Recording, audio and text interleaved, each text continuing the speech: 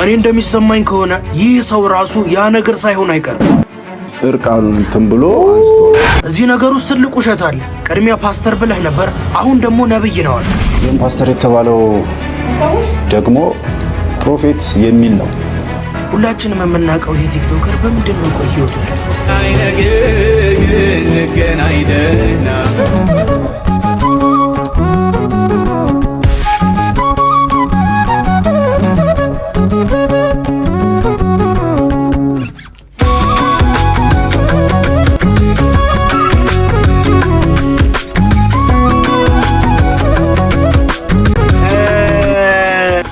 በቃ እሺ፣ ቀጥታ ልጀምረው ነው።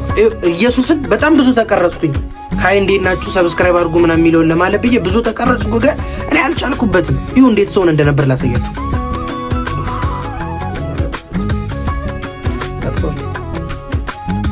ለማንኛውም ሰብስክራይብ አድርጉልኝ፣ ኮሜንት ላይ የሆነ ነገር ጻፉልኝ። አብዛኞቻችሁ ከቲክቶክ ነው እየመጣችሁ ያላችሁት፣ ያው በነገርኳችሁ መሰረት በጣም ነው የምወዳችሁ። እሺ አመሰግናለሁ። እናንተ የሆነ ነገር ሲፈጠር ብቻ ሳይሆን እኔን ወዳችሁ እንጆዬ ምን እየሰራ ነው ሰፖርት እናድርገው ምናምን ብላችሁ ነው የመጣችሁት። እወዳችኋለሁ። በጣም ነው የማመሰግነው። አንዳንድ ሀሳቦች ላይ ሀሳብ ለመስጠትም ይሄ ይመቻል። ቲክቶክ ነገርየውን ካላሳጠራችሁት፣ ንግግራችሁን ካላሳጠራችሁት ይላል። ዩቲዩብ ደግሞ ካላራዘማችሁት ነው የሚለው። አንዳንድ ነገሮች ላይ ደግሞ በሁለት ደቂቃ ምናምን የምትጨርሱት ሀሳብ አይደለም እና ይሄኛው የተሻለ ነው። ወዳችኋለሁ፣ አከብራችኋለሁ። ምንም ማውቀው ነገር የለም። እንጀምሯ ጆይ ደግሞ ሳምር ወደ ቪዲዮ እንሂድ።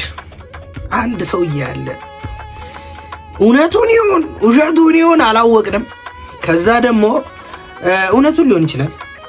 በማንም ሃይማኖት ውስጥ እኛ ሃይማኖት ውስጥ ግብረ ሰዶማን የሉም ማለት አይቻልም። ሰው አይታወቅም። እውነቱም ውሸቱም ሊሆን ይችላል። እውነቱን ኧረ ጆን ምንድነው እያወራህ ያለኸው? ኧረ በኢየሱስ ክርስቶስ ስም እኔ ጉዴ ሄዱ ከባድ ነው። ለማንኛውም ቪዲዮን እንየው። ተሰቃዩ ጌታ። በቅርብ ጊዜ ታዋቂ ፓስተር ነው። የሚገርምሽ ነገር ፓስተር? አዎ።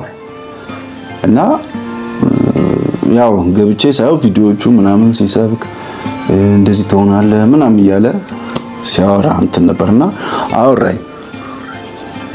ከዛ ጌታ ይባርክ፣ አይዞህ በርታ፣ አንተ ወጣት ነህ ትድናለህ እንደዚህ እንዳትል ይመስለኛል። ያንቺን ኢንተርቪው አይቶ ነው ያን ሰሞን ነው ካንቺ ጋር ከሳምንት ወር ከ10 ቀን በኋላ ነውና አይዞህ በርታ ምናምን እኔም ጸሎት አድርግልሃለሁ ይለኛል። የሚቸግር ነገር ካለ ጠይቅ ምናምን ይለኛል። አረ ችግር የለውም ምናምን ይደውላል። በቃ በቀን ሁለቴ ምናምን ይደውላል። ማታ ማታ በቃ እንደዚህ እጅህን የሚያምህ ቦታ ጫን እና ጸልይልኝ ስፒከር ላይ አድርገው ጸልያለሁ እና ስለ ፍቅር ህይወቴ ጠየቀኝ። አይ እንደዚህ ነበረኝ እና ተለያየን አመለጣታ ምናምን ነገር አይ አሁን ሳላስከም አይ አሁን እንኳን ስለ ፍቅር ሁኔታ ማስብበት ሁኔታ አይደለም። አሁን ማስበውና የምጨነቀው ስለ ጤንነቴ ብቻ ነው። ያ ነገር አያሳስበኝ። አረ ሌላ አይነት ነገር ስሞክረ ታውቃለህ ማለት አልኩት። ቆይ መልሼ ልደውልልህ ዘጋው። ሌላ አይነት ሲል እኔ በቃ ግራ ገባኝ። ከዚህ የተለየ ምን አለከ? አዎና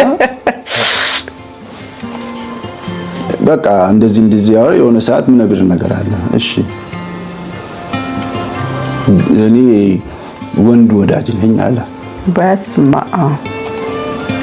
እና አንተንም እኔ ወድጄ ነው በጣም አፍቅሬህ ነው እና ምናምን አለኝ። በኢየሱስ ስም ነው ያልኩት፣ እየሰማኝ ማለት ነው። ምን ሆነ ነው አንተ እንትን አይደለም ምናምን ነገር አልኩት። ፓስተር አይደለም ወይ? አዎ። እና ወድጄ አይደለም ግን ይሳካል። ስቴጅ ላይ እንዴ ቪዲዮዎቹን ባሳየሽ በግል ላሳይሽ ይችላል። እኔ ይቅርታ አድርጉልኝና የመጀመሪያው ነገር ይሄ ልጅ ሲያወራ አብዛኛውን ነገር ሰምታችሁታል። የመጀመሪያው ነገር ይሄ ልጅ ሲያወራ የሰውየውን ፎቶ አሲዝ ምናምን ሲባል ወዲያው ደንግጦ ፋይሉን ምናምን አጠፋው ምናምን አለ። ፓስተር ሆኑ ሰው እንደዚህ አይነት ነገር ሲያወራችሁ ነገርየውን ስክሪንሾት ወይ ደግሞ ስክሪን ሪካርድ አድርጋችሁ እማትይዙበት ምክንያት የለም። እኔ የምጠረጥረው ምን መሰላችሁ? ከልጁ አወራረም ከተለያየ ነገር አንጻር ሳይው ነገር ይሆን ይቅርታ አድርጉልኝ፣ እኔ የሚመስለኝ ነው ልጁ እዚህ ነገር ውስጥ ያለ ነው የሚመስለኝ። እውነት ለመናገር አስተውላችሁ ከሆነ እንደዚህ አይነት ነገር ውስጥ ያሉ ሰዎች ሄደው ሃይማኖት ወይ የሆነ ነገር ላይ መሰግሰግ ይወዳሉ፣ መደበቅ መሸፈን ይወዳሉ። ለምሳሌ ባለፈው ትዝ ይላችኋል የሆነ ጋዜጠኛ ግብረ ሰዶማዊ ነው ተብሎ ፋይሎቶበት ቀጣይ ምንድን ነው ያለው? ሲነቃበት ገዳም ገባው አለ። እስከ ዛሬ ድረስ ልጁን አይተነዋል? አላየነው። ገዳም ገብቷል። አያችሁ አይደል? ነገርየው ላይ ሲገኙ ሃይማኖት ስር ነው መሰግሰግ የሚወዱት። ያው ሰው ሃይማኖቱን ስለሚወድ አንጠየቅም ብለው ስለሚያምኑበት ነው። ይሄ ሰውዬ በመከሰሱ እኔ በጣም 100% እደግፋለሁ። ባይዘው መከሰሱን የመጀመሪያው አሁን ላይ ይሄ ሰው ለኛ እንኳን ፎቶን የማያሳየን ከሆነ ማለት ነው ፊቱን እንኳን የማያሳየን ከሆነ ወስዱ ለህግ አካላት ማሳየት አለበት። ምክንያት የመጀመሪያው ነው። ሁለት በመከሰሱ ደስተኛ መሆንበት ነገር ምንድነው? የመጀመሪያው አሁን ላይ የሚጎዳቸው ህፃናት ልጆች ወይም ደግሞ ወጣቶች ቲኔጀሮች ምናምን ወንዶች ሊኖሩ ይችላሉ። ስለዚህ ይሄ ሰውዬ መገታት አለበት። ገባችሁ? መቆም አለበት። ስለዚህ ይሄ ሰው መከሰስ አለበት። በቃ ይሄ ትክክለኛ ነው። ለኛ እንኳን ባታሳየን ወስደ ለህግ አካል ማሳየት አለበት። ሁለተኛው ደግሞ ለኛ ለፕሮቴስታንቶች ይሄ በጣም ትልቅ የሚጎዳን ነገር ነው። የነገር እጃችን ላይ ትልቅ ተጽዕኖ የሚፈጥርብን ጉዳይ ነው። ለምሳሌ ነገ ወንጌል የምንናገርበት አቅም አይኖረንም። ይሄ ነገር ተደባብሶ ካለፈ እነሱ ያው ያኔም ግብረ ሰዶም ናቸው ተብሎ ሲወራባቸው ዝም ብለዋል። እውነቱን ስለሆነ ለራሳቸው ሲሉ ደባበቁት ነው የምንባሉት። ይሄ ነገር ግዴታ ይፋ መሆን አለበት። ሁለተኛስ አንዳንድ ሰው አስበውና አገናዝበው እነዚህ ሰዎች እምነታችንንም ለማጠልሸት ይሆናል በተለያየ ጉዳይ አስበውና አሰላስለው የሚያደርጉት ነገር ህፃናት ቁጭ ብለው ሲያዩት በእምነታቸው ያፍራሉ። ልጆቻችን ነገ ምን የሚወለዱት ልጆች ሆኖ አሁን ያሉት ልጆቻችን በእምነታቸው ወደ ማፈር ነው የሚያድጉት። ከዛም ደግሞ አይደለም እነሱ እውነተኛ ታሪክ እንደሆነ አይምሯቸው እያሰበ ይመጣል። ይሄ ደግሞ ትልቅ ሞት ነው ለኛ። እምነታቸው ትክክለኛ ነገር እንደዚህ አይነት ነገር እንደሚፈቅድ እያሰቡ ካደጉ ጌታ አይፈቅድም ብትሏቸው አይመለሱም እነዚህ ልጆች። ስለዚህ እኛው ቤት ውስጥ ከልጅነታቸው ይሄ ነገር ልክ እንደሆነ እያሰቡ የሚያድጉ ልጆችን እያፈራን ነው የምንሄደው፣ ይሄ ነገር በትክክለኛው መንገድ ካልተጋለጠ።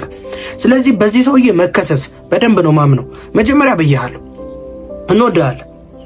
እንወዳለን አንተን አይደለም እኛ ቤተሰባችንን ያጠቃብንን የገደለብንን ሰው ለዛ ሰው ምሕረት እስክናረግ ድረስ የፍቅር ኃይል ውስጣችን የገባ ሰው ነው። ኢየሱስን ስንቀበል እኛ ስጋዊ ማንነታችንን ትተነዋል።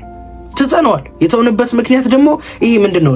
ለመጣብን ነገር ምላሹን መመለስ ስለማንችል፣ አቅም ስለሌለን፣ ክፋትን በክፋት ማድረግ ስለማንችል፣ ይሄ የወንድነት ስሜት ኢትዮጵያዊነት ምናምን የሚባለው ነገር እንኳን ውስጣችን ስለሌለ አይደለም። ከዛ ነገር የሚያልፈውና የሚበልጠው ጌታ በውስጣችን ስላለ ነው። ነገርየው ነገና የሚመጣው በጌታ በክርስቶስ ለሆኑ ትውልዶች ጸር ስለሆነ ይሄ ነገር መከሰስ አለበት። በዚህ ነገር አምናለሁኝ፣ መከሰስን እደግፋለሁኝ።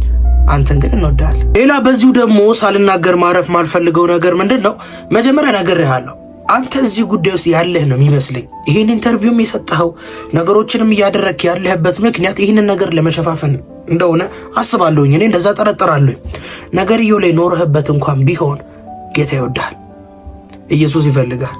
ካለህበት አዘቅት ካለህበት ይሄ በጣም ሰዎች የሚጸየፉት በጣም አንዳንድ ጊዜ ሰዎች ሳያስቡ በሚያዙበት ነገር ውስጥ ተይዘህ ሊሆን ይችላል። በዛ ጉዳይ ውስጥ ሆነህ እንኳን ጌታ ይወድሃል፣ ይፈልግሃል። ካለህበት ጭንቀት ላይ ወጣ ኢየሱስ ይፈልግሃል። ይህንን ልነግርህ እፈልጋለሁ። ጌታ ይወድሃል። ና ወደ ጌታ፣ እሱ ያነጻሃል፣ ያጸድቅሃል። ዋው ጸጋ ይሰጥሃል። ነገ ደግሞ የተሻለ ህይወት የምትኖርበትን ነገር ደግሞ እግዚአብሔር ራሱ ያመቻቻል። በጌታ መሆን አለብህ አንተ ሰው ካለህበት ነገር እንድትወጣ። ስለዚህ ጌታ ይወድሃል ማለት አረሳም፣ ልነግርህ እፈልጋለሁ። ይሄ ቲክቶከር ግን ምን አጋጥሞታል?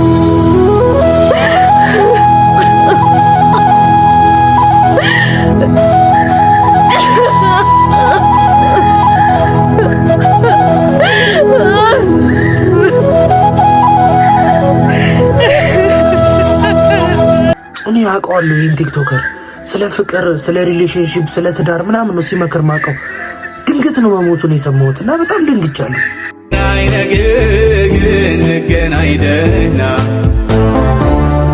ዛሬን ለማደሩ መቻወቀውና ሰው ከንቶ መንገዱን ሲያረዝም ህይወቱ በምን እንዳለፈ አይ ቲንክ የታወቀ ይመስለኛል። አንድ ቪዲዮ አይቻለሁ። እስኪ ነው ሞት ምክንያት አሁን ታውቋል። ብዙዎችንም እያነጋገረ ይገኛል። በአርባ ምንጭ ከተማ ተወልዶ ያደገውና በቲክቶክ ማህበራዊ ገጹ ላይ በርካታ አድናቂዎችን ማፍራት የቻለው ታዳጊው አቤኔዘር አሸናፊ ገና በ22 ዓመቱ ህይወቱ ማለፉን ስንሰማ እንግዲህ ሁላችንም ማዘናችን ይታወቃል። የአካባቢው የዜና ምንጮችና ቤተሰቦቹ በጣም ያሳዝናል። ሳየው ደንግጫለሁኝ። እኔ ምክሮቹን ምናምን ነበር የምሰማው። ሪሌሽንሺፕ ላይ ፍቅረኛ ማጣት ማትፈልግ ከሆነ እነዚህን ባህሪዎች አድርግ፣ ትዳርህን ላለማጣት እንደዚህ ሁን፣ እሷን ለማስደሰት እንደዚህ መሆን አለብህ፣ አንቺን ባልሽን ለማስደሰት ፍቅረኛሽን ለማስደሰት እነዚህን ባህሪዎች ያለ ጥሩ በጣም መልካም የሆኑ ምክሮችን ሲመክር ነው ማውቀውና ድንገት ነው ይህንን ነገር የሰማሁት። እኔም በጣም አዝኛለሁ። በጣም ብዙ ወሬዎች ሲመላለሱ ነበረ። እኔ ራሱን እንኳን አጥፍቷል ተብሎ ሲወራ ሰምቻለሁ። ግን ትክክለኛው መረጃ ታሞ እንደነበረ ነው አሁን የሰማነው። ለቤተሰቦቹ እግዚአብሔር መጽናናት ይስጥ። ሁላችንም ኢትዮጵያውያን በዚህ ጉዳይ አዝነናል። ያው እግዚአብሔር አዋቂ ነው፣ ምን ይባላል።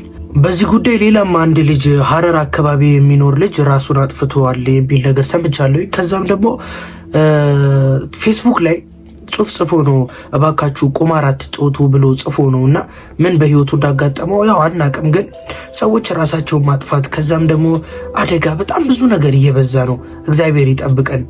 ህይወታቸውን ላጡ ሰዎች ደግሞ እግዚአብሔር ቤተሰባቸውን ያጽናናላቸው እላለሁ። እንስማው እስኪ። እጅግ በጣም ያሳዝናል። ወጣቶች ከኔ ተማሩ ቁማር አትጫወቱ ብሎ ራሱን አጥፍቷል።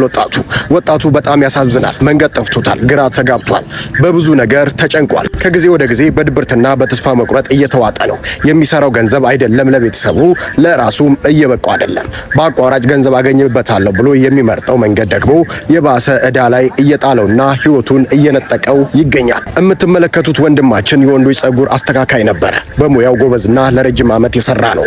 ከአንድ ቀን በፊት በፌስቡክ እባካችሁ ወጣቶች ከኔ ተማሩ ቁማር አትጫወቱ ብሎ ከታች ያለውን ፎቶ አጋርቶ ነበር። በነጋታው ራሱን ማጥፋቱም ተሰምቷል። ያው እንደሰማችሁት ነው።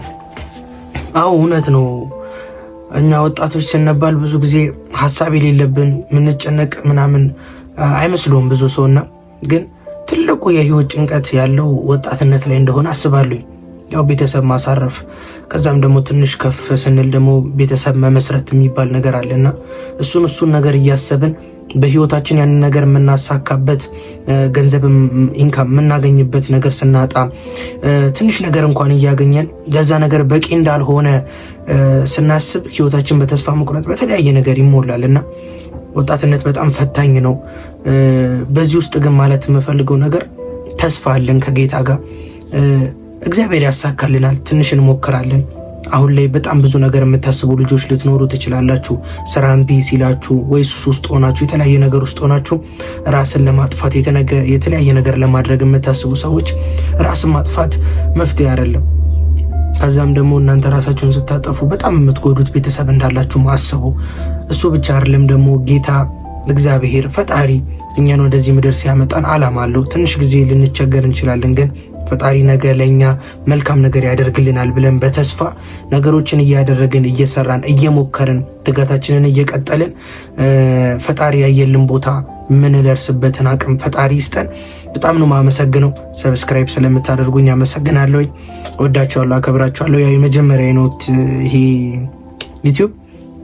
ነገ ከነገ ወዲያ እያሻሻልኩ ራሴን አብዴት እያደረግኩኝ ወደ እናንተ መጣለሁኝ። አመሰግናለሁኝ በጣም